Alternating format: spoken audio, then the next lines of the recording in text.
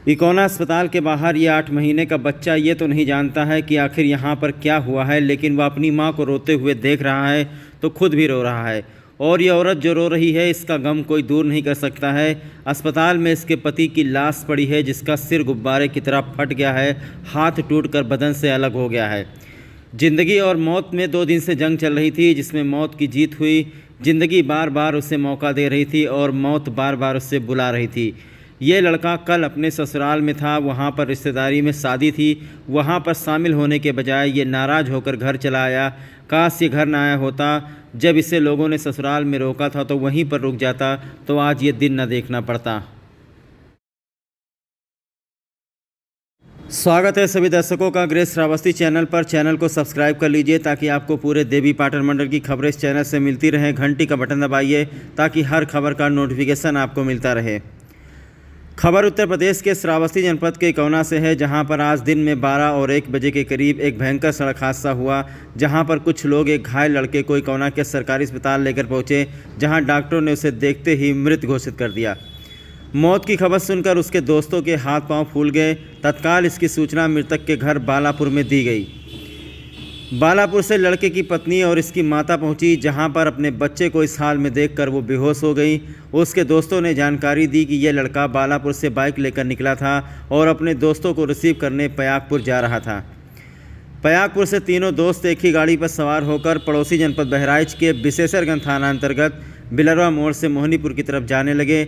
जैसे ही ये लोग मधुपुरवा के पास पहुंचे, किसी तेज़ रफ्तार डीसीएम ने इनको टक्कर मार दी, जिसमें 20 साल का लड़का आजम पहिए के नीचे आ गया और पहिए के नीचे आने से उसका सिर फट गया। पहिया उसके सिर पर ही चढ़ गया और तुरंत मौके पर ही उसकी मौत हो गई। उसका सिर गुब्बारे की तरह फट गया। बाकी दोस्त विपरीत दिशा में जाकर गिरे, जिससे उनकी जान बच गई। मृतक बालापुर गांव का निवासी था, जिसके पिता का नाम मुखिया बताया जाता है। इसकी उम्र करीब 20 साल थी।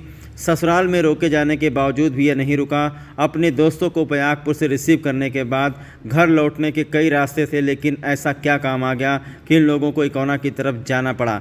मौत धीरे धीरे इनको अपनी तरफ खींच रही थी, इसीलिए बिलरवा से बालापुर जाने के लिए बहुत ही रास्ते थे, लेकिन आखिरकार ऐसी क्या ज़रूरत आ पड़ी कि इन तीनों दोस्तों को इकोना जाना पड़ा। जैसे ही ये लोग मोहनीपुर की तरफ मुड़े, मधुपुरवा के पास में कोई तेज़ रफ्तार डीसीएम आया और उसने तेज़ी से टक्कर मारी, जिससे आजम का जो सिर है उसी के पहिए के नीचे आ गया। यकीन मानिए, सिर बिल्कुल गुब्बारे की तरह फट गया, यूँ कह सकते हैं आपकी पिचक गया। हाथ जो है टूटकर बदन से अलग हो गया। बहुत ही दर्दनाक हादसा आज हुआ हमारे पड़ोसी जनपद बहराइच के विशेषरगंज थाना अंतर्गत मधुपुरवा गाँव के पास में, जहाँ पर बालापुर गाँव निवासी एक 20 साल का लड़का सड़क हादसे में ख़त्म हो गया।